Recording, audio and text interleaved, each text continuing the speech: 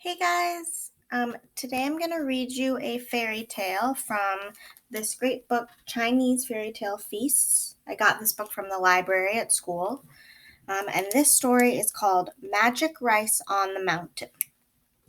Long ago in China, there lived a widow and her little girl, Lan Fen. The widow grew rice in her field, and every year, under gentle rain, she planted and harvested 2 crops. Lan Fen grew strong and tall in the warm sunshine. As the widow worked, she sang a happy song. Up at dawn to work the land, not afraid of a dirty hand. Going home to feed my girl, after food we'll dance and whirl. At the start of the season, the widow bent over and pressed seedlings into the mud, one by one. It was back-breaking work. When the rice stalks ripened, she bent over and cut them, handful by handful. In the kitchen, Lan Fen washed the rice with care and never let a single grain of rice float away. She knew to eat every grain of rice in her bowl. Her mother smiled and sang, "Mother and daughter always together, in storms or sun, no matter the weather." One dark night, bandits raided the village for food and slaves. Next morning, Lan Fen couldn't find her mother anywhere. Lan Fen went to stay with her uncle, the schoolmaster. He lived in a rundown house in town. He had few students, so his classroom was thick with dust and cobwebs. Lan Fen helped her uncle as much as she could. She swept the floors and aired his blankets. She cleaned his smoking pipes and made cloth buttons to sell. But the uncle worried that Lan Fen ate too much at meals. He put out smaller and smaller bowls of rice, but she never complained that she was hungry. "Useless girl," he grumbled. "She is a hole in my money box." The neighbors adored the girl and watched her closely so the uncle could do nothing to harm her. One day the uncle took Lan Fen to a mountain-top temple. It was a long trip, so she brought along her bowl and chopsticks. Along the way she picked flowers and poked at insects. The higher they went, the fewer trees. Soon the land was barren and rocks covered the ground everywhere. "I must go visit a friend," the uncle said. "Wait for me here." "Is there anything to eat?" Lan Fen asked. "Fill your bowl with white stones," he replied. "The mountain is full of them." "How shall I Cook them, she asked. "With your feet. Rub them together to make heat." Then off he went, scowling. Lan Fen sat and sang the song from her mother. "Mother and daughter always together, in storms or sun, no matter the weather." 8 days and 8 nights later, the uncle finally returned. He didn't expect to see Lan Fen alive. She should have starved, or wild animals should have devoured her. Instead, her happy voice called out, "Uncle, you are so wise. I filled my bowl with white stones.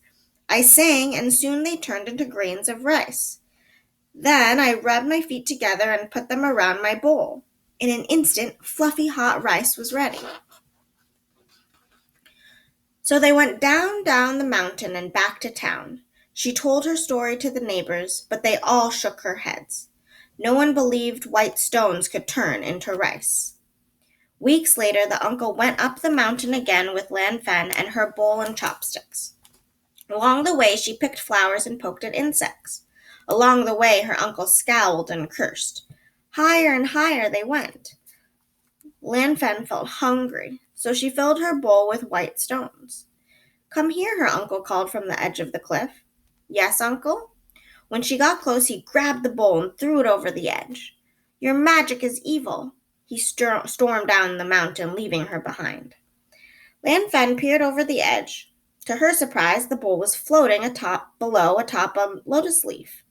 They flew up and came to rest at her feet. She sang her mother's song, and again the stones turned into grains of rice. Mother and daughter always together, in storms or sun, no matter the weather. I meant to show you this page. This was on the first page. And this is Lan Fen and her mother with a bowl of rice. And it seems like her mother has some bunches of rice that she harvested. And this looks a lot like our rice terraces. Here are some farmers planting some little rice plants. Seems like this guy's maybe harvesting. And we see also a water buffalo of some sort probably for plowing the fields, I would assume. And then this is the picture right at the cliff with the bowl of rice floating on a lotus leaf up to Lan Fen.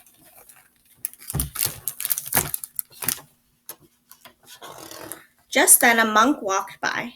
"This is a miracle," he exclaimed. He took Lan Fen and the bowl to the temple and put the grains of wondrous rice in a golden box.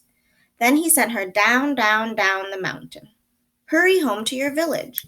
This is your lucky day." When she walked through the rice field, she found her mother waiting in front of their old house. Mother and daughter embraced. "Didn't I say that we would always be together?" said the widow. "The bandits took me far away and sold me as a servant, but my new owner let me go." Soon people from far and near heard about the wondrous rice kept in the golden box in the temple atop the mountain. On hearing Lan Fen's story, they smiled to remember mothers and daughters everywhere and all the farm workers who grew food. Her uncle visited the temple too, but when he heard the story of Lan Fen, his face darkened. He waited until night and stole the golden box with the grains of wondrous rice. Then he headed down, down, down the mountain to his shabby home in town. He boiled some water, cooked the rice, and ate his fill. Then he lay down. He had hardly fallen asleep when he screamed as sharp pains ripped through his stomach. The wondrous rice had turned back into stones.